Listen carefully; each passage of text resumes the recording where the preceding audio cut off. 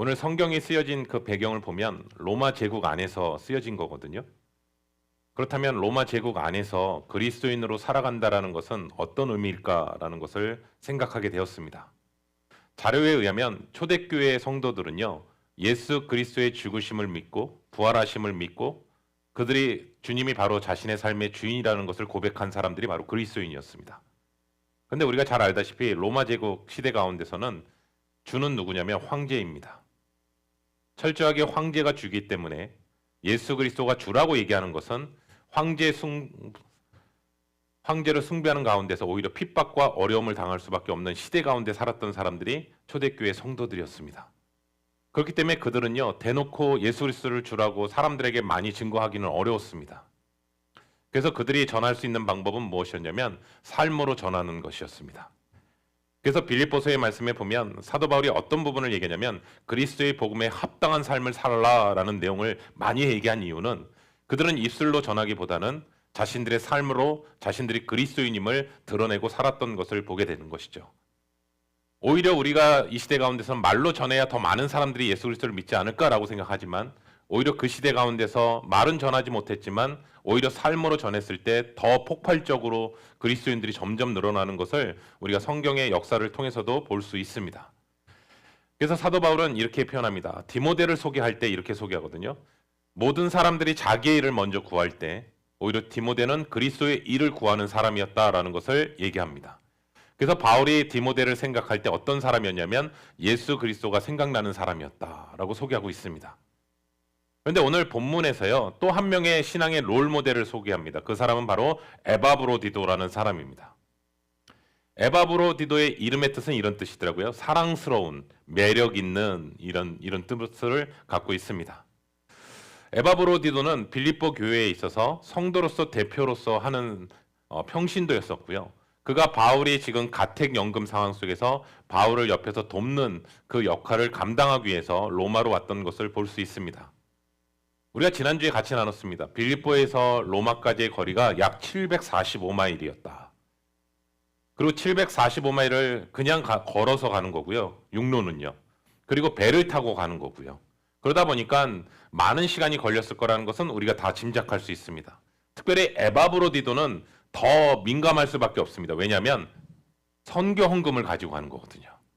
여러분 우리가 알다시피요. 그 당시에는 크레딧 카드가 있는 게 아니잖아요. 주머니에 딱 넣고 갈 수 있는 게 아니라 돈을 가지고 가는 거잖아요. 그러면 돈을 가지고 가는 상황 속에서 얼마나 더 긴장했을까요? 그렇죠?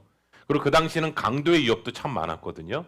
그러니까 에바브로디도에게 있어서는 정말 어마어마한 돈을 갖고 가는 상황이기 때문에 항상 긴장했을 것이고 또 사람들에게 있어서 더 조심하게 행동했을 것이고 아마 여행하는 과정 속에서 잠도 깊이 못 잤을 것 같은데요. 그런 상황 속에서 긴장하는 가운데서 에바브로도는 사도 바울에게 빌립보 교회가 준비했던 그 헌금을 전달하게 되고 그 옆에서 지금 항상 돌보고 있었다라고 성경은 우리에게 얘기하고 있습니다. 그런데 바울은요, 에바브로디도가 그렇게 옆에서 바울을 돕는 일을 뭐라고 표현하고 있냐면 이는 그리스도의 일을 돌보고 있다. 그리스도의 일을 하고 있다라고 얘기합니다. 왜냐하면 사도 바울을 섬기는 것이 곧 그리스도의 일이기 때문이다라고 얘기합니다. 여러분 오해하지 않으셨으면 좋겠습니다. 아니 그냥 사람 바울을 돕는데 무슨 그리스도의 일이야 라고 생각할 수 있겠지만 주님이 이렇게 말씀하신 거 기억하시나요? 이 작은 자에게도 즉 예수 그리스도의 제자에게도 물 한 접을 대접하는 것은 바로 뭐라고 했냐면 자기 상급을 잃어버리지 않게 될 것이다 라고 주님께서 말씀하시거든요. 그러니까 지금 바울은 황제 앞에서 재판을 받기 전에 2년 동안 가택연금을 받는 상황이거든요. 그런데 가택연금을 받는 상황의 모든 비용은 본인이 내야 되거든요. 그리고 로마 병사에 의해서 쇠사슬이 서로 차 있는 상태이기 때문에 그 집 안에서의 공간에서는 움직일 수 있지만 자신이 직접 밖에 나가서 음식을 사갖고 오거나 자신이 직접 움직일 수는 어려운 상황이었기 때문에 지금 에바브로디도는 옆에서 시중 들었다라는 뜻은 무엇이냐면 옆에서 음식하는 것도 밖에 나가서 재료를 사갖고 왔을 것이고 또 바울은 지금 눈이 불편했다고 성경은 얘기하거든요. 그러니까 바울이 지금 빌립보서를 직접 쓸 수가 없기 때문에 바울이 지금 말하고 있는 것을 옆에서 대피를 하면서 적었던 사람이 에바브로디도였을 거라고 저는 생각합니다. 그럼 한번 말씀 볼까요? 빌립보서 2장 25절입니다. 그러나 에바브로디도를 너에게 보내는 것이 필요한 줄로 생각하노니 그는 나의 형제요 함께 수고하고 함께 군사된 자요 너희 사자로 내가 쓸 것을 돕는 자라. 아멘. 아멘. 바울은 에바브로디도를 세 가지를 설명하는데요. 첫 번째는 그는 나의 형제요라고 소개합니다. 두 번째는요, 함께 수고한 일꾼이다. 그는. 또 하나는 함께 된 군사다라고 표현하고 있습니다. 제가 서두에서 얘기했습니다. 에바브로디도의 이름처럼 그 이름 앞에 형용사들이요, 너무나 아름다운 형용사들이 펼쳐집니다. 여러분 그거 아세요? 여러분의 신앙의 생활하는 가운데 여러분 앞에도 형용사가 붙습니다. 그 형용사는 에바브로디도를 향해서 특별히 뭐라고 하냐면 나의 형제요라고 합니다. 여러분 저는 이 단어를 보면서 사도 바울이요 자신과 함께 했던 동역자를 나의 형제라는 단어는 사용해요. 근데 유일하게 오늘 본문에서 나의 형제요라는 표현은 유일하게 에바브로디도에게만 사용합니다. 친형제 이상으로 정말 너무나 가까운 사람이다라는 것을 얘기하는 것이죠. 여러분 사람이 그 사람이 귀한지 아닌지는 언제 드러나냐면요. 삶의 위기 속에서 드러납니다. 고통스러운 일, 아픈 일, 내 삶을 송두리째 흔드는 일, 그 일들이 나에게 찾아올 때 주의 일을 놓고 뒤로 물러나는 사람이 있고요. 오히려 주님의 일을 위해 죽는 사람도 있다는 겁니다. 빌립보 교회는 에바브로디도를 감옥에 갇혀있는 바울을 돕기 위해 보냅니다. 그리고 빌립보 성도들이 모아준 선교 헌금을 바울에게 전달하기 위해서 달려온 사람이 누구냐? 에바브로디도라는 사람입니다. 그런데 에바브로디도에게 지금 안타까운 일이 생깁니다. 그 안타까운 일은 뭐냐면 그가 바울을 옥바라지 하는 동안에 매우 심각한 병에 걸립니다. 그런데 그 심각한 병이 그냥 몸살 정도 그런 병이 아니라 죽을 병에 걸립니다. 우리 한번 성경 볼까요? 빌립보서 2장 27절입니다. 그가 병들어 죽게 되었으나 하나님이 그를 긍휼히 여기셨고 그뿐 아니라 또 나를 긍휼히 여기사 내 근심 위에 근심을 면하게 하셨느니라. 아멘. 하나님이 그를 긍휼히 여기셨다. 저는 이 단어 속에서 지금 에바브로디도가 하룻밤에 갑자기 몸이 안 좋아져서 병든 것이 아니라 26절의 말씀에 보면 에바브로디도가 병들었다라는 소식을 빌립보 교회 성도들이 듣습니다. 여러분 그 당시에 가는 데만 6주 이상이 걸렸잖아요. 그러면 그 소식을 다시 빌립보 교회를 통해서 들으려면 최소한 6주 이상은 걸렸을 거라고 생각하거든요. 그 소식이 전해지기까지요. 그러면 지금 에바브로디도가 이 병에 걸린 것이 한순간에 걸린 병이 아니라 오랫동안 이 병으로 인해서 고통당하고 있었다라는 사실을 보게 됩니다. 여러분 그 상황 속에서 에바브로디도의 소식을 들었던 빌립보 교회 성도들은 어떤 마음이었을까요? 너무나 안타깝지 않았을까요? 정말 바울을 돕기 위해서 보냈는데 그가 지금 병들었대. 근데 그 병든 것이 그냥 병든 것이 아니라 죽을 병에 든 상황이래 라는 소식을 들었을 때 빌립보 교회 성도들은 저는 중보기도 했을 거라고 생각합니다. 하나님 에바브로디도를 살려주시옵소서. 그가 여러 가지 일들을 통해서 죽을 병에 걸렸는데 하나님 살려주십시오. 그래서 아마 빌립보 교회는 계속해서 눈물로 기도했을 거라고 생각합니다. 그러면 지금 가까이 있는 바울은 또 어떤 마음일까요? 다른 사람도 아닌 자신을 옥바라지하면서 돕는 과정 속에서 병에 걸렸으니 그리고 그가 죽게 되는 상황이었으니 바울의 마음은 어땠을까? 여러분 우리가 수요예배 때 엘리야를 다루거든요. 근데 엘리야가 사르밧 과부의 아들이 죽었잖아요. 그래서 죽었을 때 그냥 그 상태에서 그냥 가만히 있지 않고요. 옥상에 올라가서 자기의 다락방에 올라가서 그 시신을 갖고 올라갑니다. 그리고 시신을 놓고 그가 엘리야가 어떻게 기도하냐면 그 몸에 엎드렸다가 댔다가 이렇게 계속 기도합니다. 하나님 앞에. 근데 여러분 그 행위의 모습을 통해서 저는 뭘 하나를 깨닫게 되냐면 그 당시에 시체를 만진다라는 것은 자신도 부정해지는 거거든요. 그렇죠? 레위기 말씀에 보면 시체를 가까이 하지 말라라고 하거든요. 그런데 지금 엘리야는 그 시신 앞에 손을 대고 엎드리고 계속해서 하나님 앞에 기도하거든요. 그러니까 그 마음이 어떤 마음으로 기도하는 것이냐면 하나님 이 아이가 죽은 것처럼 나도 죽어도 상관없습니다. 그런데 주님 이 아이를 살려주십시오. 그 마음으로 기도하는 게 중보기도거든요. 사실은요. 그 사람의 아픔을 나의 아픔을 끌어안고 그 사람이 아파하는 것을 같이 아파하는 그 마음으로 하나님 앞에 간절히 부르짖은 거거든요. 그 가운데서 하나님께서 그 기도 가운데 응답하신 거잖아요. 근데 지금 바울이요, 우리가 잘 알다시피 바울은 기도의 사람이잖아요. 그리고 많은 사람들을 위해서 손을 놓고 기도할 때 병든 자들이 낫는 역사들이 있었잖아요. 그런데 특별히 다른 환자들보다, 다른 사람들보다 에바브로디도는 바울에게서 있어 더 특별하잖아요, 지금. 그리고 그 사람을 놓고 기도했을 때 바울이요, 얼마나 간절히 부르짖고 기도했을까라는 생각이 들더라고요. 근데 그 기도가 한 번 기도해서 응답된 것이 아니라 오랜 시간 가운데서 그 기도 가운데서 바울이 기도하지 않았을까요? 네. 여러분, 저는 바울이 이 기도의 모습을 통해서 에바브로디도의 모습을 다시 한번 드러내고 싶은 건 뭐냐면, 여러분, 우리가 정말 죽을 각오로 주를 위해 살면 교회가 그 사람을 사랑하고요, 목사가 사랑하고요, 더 결정적인 거는 주님이 사랑하십니다. 왜냐하면 주님이 긍휼히 여기셨다라고 얘기해요. 참으로 놀라운 것은요, 죽을 병에 걸린 그 에바브로디도가 자기 자신을 걱정하는 게 아니라 빌립보 성도들이 자기 때문에 근심할까봐 오히려 더 걱정했다라고 성경은 얘기하고 있어요. 우리 말씀 볼까요? 빌립보서 2장 26절입니다. 그가 너희 무리를 간절히 사모하고 자기가 병든 것을 너희가 들을 줄은 알고 심히 근심한지라. 아멘. 아멘. 에바브로디도는 교회에서 보냄을 받아서 바울을 섬기려고 로마까지 왔는데 정말 옥바라지하고 고생하는 가운데서 병에 걸린 겁니다. 그러면 너무나 딱하잖아요, 사실은요. 이런 상황이라면 에바브로디도는 어떤 생각이 드는 게 정상일까? 아니요, 여러분, 이 자리에 계신 우리 성도님들에게 질문하겠어요. 지금까지 다 설명했습니다. 만약에요, 여러분이 에바브로디도라면 어떻게 하시겠습니까?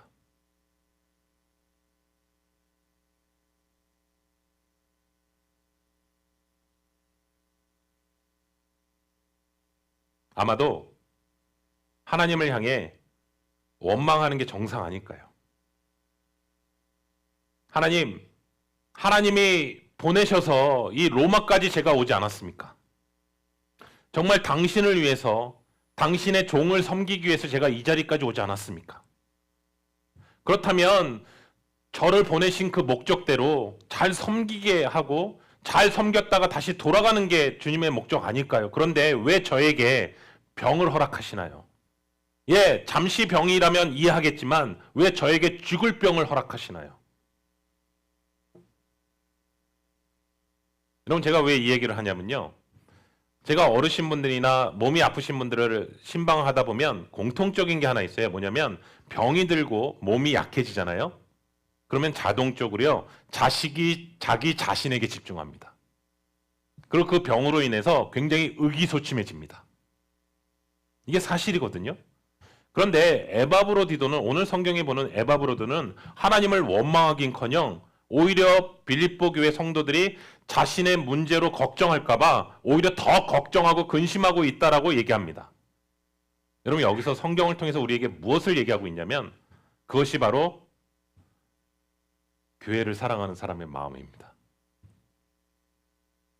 중요한 것은요, 에바브로디도가 지금 병에 걸렸다라는 것이 아니라 그 병에 대해서 에바브로디도가 어떠한 태도를 가지고 있냐라는 거예요. 어떻게 자기가 죽어가는 상황 속에서 어떻게 다른 사람들을 걱정할 수 있을까? 정말 그 먼 거리를 찾아오는 가운데서 정말 바울에게 그 헌신하는 그 모습도 너무나 귀한 헌신인데, 선뜻 이 헌신 앞에서도 우리도 정말 부족하다고 생각하는데 어떻게 에바브로디도는 자신의 그 상황 속에서 자신의 몸을 돌보지 않고 주님과 성도들만 생각했을까? 저는 오늘 말씀을 묵상하면서 이런 마음이 들더라고요. 내가 하나님과의 관계가 바른 관계로 서 있는지 아닌지를 알 수 있는 방법은 무엇이냐면 내가 이웃과의 관계 속에서 어떤 관계인지를 보면 알 수 있습니다. 다시 말씀드리면 이웃에 대한 염려와 걱정이 없다면 우리는 신앙생활에 사실은 대부분 잃어버린 겁니다. 하나님은 우리에게 맡기실 때, 우리 전준상 집사님이 같이 찬양 가운데 얘기하신 것처럼 하나님은 우리에게 어떤 일을 맡기실 때 그 일을 통해서 업적을 드러내기 위해서 맡기시는 거 아닙니다. 정확하게 얘기한다면 함께 일하는 가운데서 그리스도를 더 알아가고 그리스도 안에서의 그 마음의 관계를 옆에 있는 많은 사람들과 함께 누리기를 원하시기 때문이에요. 그래서 우리는 어떤 일을 하다 보면 자꾸 성취를 취하려고 그래요. 어떤 업적을 가지려고 해요. 그런데 그렇게 업적을 취하다 보면 정작 교회의 본질을 잃어버릴 때가 더 많습니다. 사실은 우리의 신앙이 연륜이 쌓이면 쌓일수록 우리에게 더 드러나는 것은 뭐냐면 인내함입니다. 그 인내함으로 인해서 그리스도 안에서 더 성숙해져 가는 것입니다. 우리 볼까요? 빌립보서 2장 30절입니다. 그가 그리스도의 일을 위하여 죽기에 이르러도 자기 목숨을 돌보지 아니한 것은 나를 섬기는 너희의 일에 부족함을 채우려 함이니라. 아멘. 아멘. 저는 여기서 유심히 봐야 될 단어가 돌보지 아니한 것이라는 단어로 나오거든요. 근데 그 단어가 헬라어로 파라블루 오마이라는 단어를 사용하고 있는데 이 원래의 뜻은 옆으로 던져놓다라는 뜻입니다. 옆으로 던져놓다. 다시 말하면 그가 바울을 섬기기 위해서 채워주기 위해서 목숨마저도 옆에다 던져놨다라는 뜻입니다. 그러니까 자기 일이 아니라 이 일은 자기 일이 아니라 그리스도의 일을 하는 것이기에 죽기에 이르러도 자기의 생명을 전혀 신경 쓰지 않는 거예요. 왜요? 내일이라면 신경 쓰이겠죠. 근데 이것이 그리스도의 일이기 때문에 위축되지 않고 두려워하지 않고 감당하며 섬겼던 모습이었다라는 것을 사도 바울이 가까이 보는 가운데서 전하고 있는 거예요. 저는 오늘 이 설교를 준비하면서 한 주간 너무 부끄러웠어요. 제 자신이. 너무 전하기가 힘든 거예요. 여러분, 설교는요, 세 가지가 있는 것 같아요. 첫 번째는요, 지금처럼 말하는 설교예요. 말하는 설교예요. 두 번째 설교는요, 글입니다. 글로 써도 설교할 수 있습니다. 그렇죠? 근데 정말 최고의 설교는 뭔지 아세요? 삶으로 전하는 겁니다. 근데 에바브로디도의 모습을 보면서 너무 부끄러운 거예요. 죽을 지경에 처해도 자기 자신을 돌보지 않았다라는 것은 목숨을 걸고 죽을 각오를 하고 자신의 일을 계속했다는 뜻입니다. 예전에는요, 이 본문에 등장하는 에바브로디도를 그렇게 심각하게 생각한 적은 없었어요. 저도요, 한 번도. 그냥 바울의 동역자 디모데, 에바브로디도 이렇게 했었는데 제가 한번 좀 가까이 보니까요, 이은영 전사님 간호하는 이재용 장로님 보니까 좀 알겠더라고요. 조금은 알겠더라고요. 왜냐하면 정말 진심으로 섬기잖아요. 병 간호하잖아요. 그럼 본인도 병 날 수 있겠다. 네. 정말 진심으로 병 간호하는 분들은요, 본인도 병 나겠더라고요. 환자도 아프지만 병 간호하는 사람도 아프겠구나. 그래서 지금 바울을 향해 에바브로디도가 어떻게 섬겼는지를 알고 있을 것 같아요. 그냥 이렇게 하는 병 간호 차원이 아니라 정말 그 부분을 하고 있는 거죠. 근데 사도 바울은 이 모습을 오늘 성경에서 어떻게 얘기하냐면 예수님과 연결하고 있습니다. 왜냐하면 성경에서 이 단어를 사용하거든요. 그 증거가 죽기에 이르러도라는 단어를 사용하고 있는데 이 뜻은 뭐냐면요, 에바브로디도가 그리스도의 일을 위하여 죽기에 이르러도 자기의 목숨을 돌보지 않았다라고 했는 이 말씀은 우리가 잘 알다시피 빌립보서 그 전에 말씀 있잖아요. 예수님께서 하나님의 뜻을 위해 죽기까지 순종하셨다. 그래서 바울은 예수님에 대해서 이렇게 말했거든요. 볼까요? 빌립보서 2장 8절입니다. 사람의 모양으로 나타나사 자기를 낮추시고 죽기까지 복종하셨으니 곧 십자가에 죽으심이라. 아멘. 아멘. 죽기까지 복종하셨다. 이 부분을 분명히 얘기했잖아요. 그런데 에바브로디도가 그리스도의 일을 위하여 죽기에 이르러라는 이 단어와 예수 그리스도께서 죽기까지 순종하셨다라는 이 두 단어가 헬라어로 같은 단어입니다. 네. 그 단어가 뭐냐면 메크리떠나토스라는 단어를 사용하고 있는데 이것을 영어로 얘기하면 unto death라는 단어를 사용하거든요. 그러니까 바울은 지금 에바브로도의 이 행동이 예수님의 행동을 쫓은 것이었다. 사도 바울이 이 얘기를 하잖아요. 내가 그리스도를 본받은 것처럼 너희도 그리스도를 본받으라라고 얘기하잖아요. 나를 본받으라고 얘기하잖아요. 그 마음이 바로 예수 그리스도를 쫓는 그 마음을 닮으라고 얘기하는데 그 하나님의 뜻에 철저하게 순종하며 죽기까지 순종하셨던 그 예수님의 그 모습이 지금 에바브로디도를 통해서도 그리스도의 예수의 마음을 품은 사람이라는 것을 얘기합니다. 여러분, 우리 신앙생활의 첫 단추는 저는 이거라고 생각하거든요. 하나님과 예수님을 나의 인생의 주인으로 모시는 거예요. 우리 신앙생활에 있어서 첫 단추는 여기를 생각합니다. 저는 오늘 이 본문을 보면서 에바브로디도만 생각한 게 아니라 빌립보 교회를 생각했습니다. 빌립보 교회는 사도 바울이 감옥에 갇혀 있다라는 소식을 듣고 자신들의 바울을 섬기기 위해서 가장 중요한 지도자였던 디모데를 파송했고 또 평신도 중에 가장 영향력이 있었던 사람이었을 것 같아요. 에바브로디도를 기꺼이 보내주는 모습을 보게 됩니다. 그렇게 섬겼던 것을 보게 되고 또 바울은 어떤가요? 바울은 또 이렇게 얘기합니다. 빌립보 교회를 염려합니다. 그래서 자신이 가까이 있었던 디모데를 다시 보냅니다. 빌립보 교회로.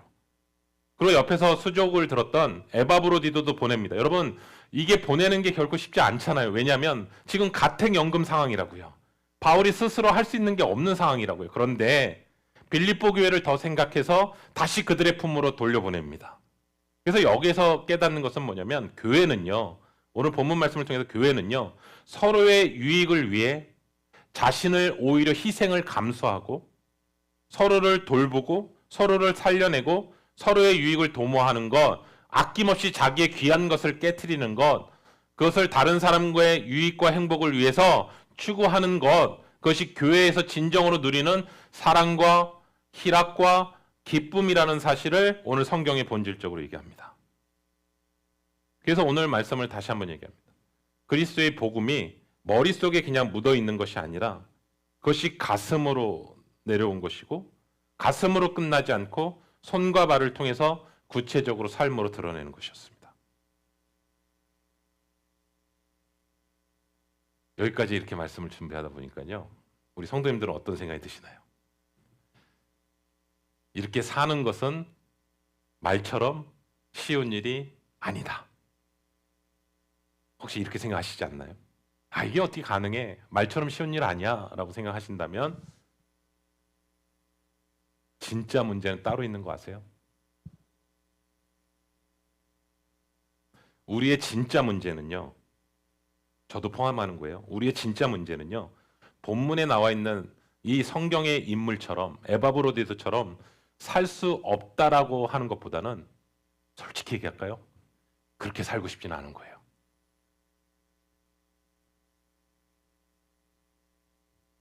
그 이유는요.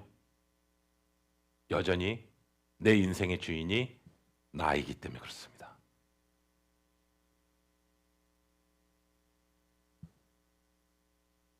자신의 인생의 주인이 나인 사람은요.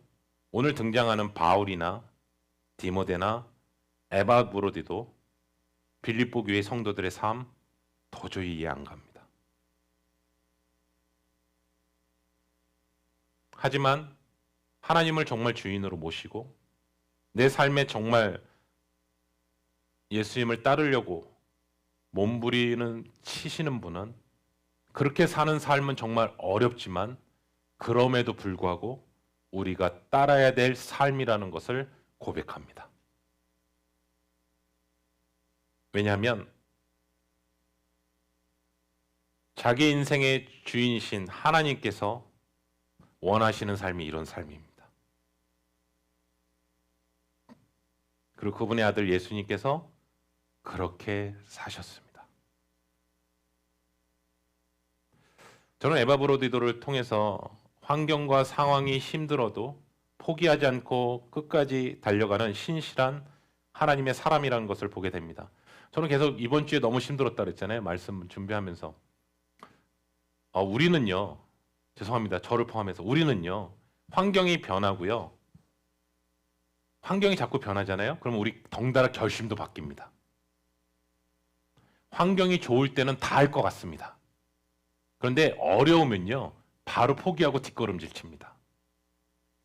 사도 바울은 보니까요, 포기를 정말 싫어했던 사람이에요. 왜냐하면 사도 바울이 돌에 맞아 죽잖아요. 사실 죽은 거거든요. 왜냐하면 그 죽은 상태로 해서 성 밖으로 끌어낸 거거든요. 그런데 다른 사람들은 다 죽었다라고 생각했는데 그가 다시 일어나요. 그리고 그 성 안으로 다시 들어가요. 그리고 복음을 전해요. 그 사람이 바로 바울입니다. 우리 한번 볼까요? 빌립보서 3장 13절부터 14절입니다. 형제들아 나는 아직 내가 잡은 줄로 여기지 아니하고 오직 한 일 즉 뒤에 있는 것은 잊어버리고 앞에 있는 것을 잡으려고 표대를 향하여 그리스도 예수 안에서 하나님이 위에서 부르신 부름의 상을 위하여 달려가노라. 아멘. 아멘. 나는 내가 죽어서 천국 갈 때까지 이 걸음을 멈추지 않겠다는 뜻입니다. 여러분, 우리가 천국에 대해서 예수 그리스도를 영접하고 우리가 하나님의 자녀가 되었다라는 그 사실이 너무나 감격하고 은혜의 사건인 것은 분명합니다. 그런데 또 하나 기억하셔야 될 것은 그 은혜의 자리에만 계속 머무는 것이 아니라 이제는 천국을 입성하는 그 마음의 준비를 하시는 시간이 이 땅 가운데 성화의 시간이라고 생각합니다. 여러분, 그 대나무 있잖아요.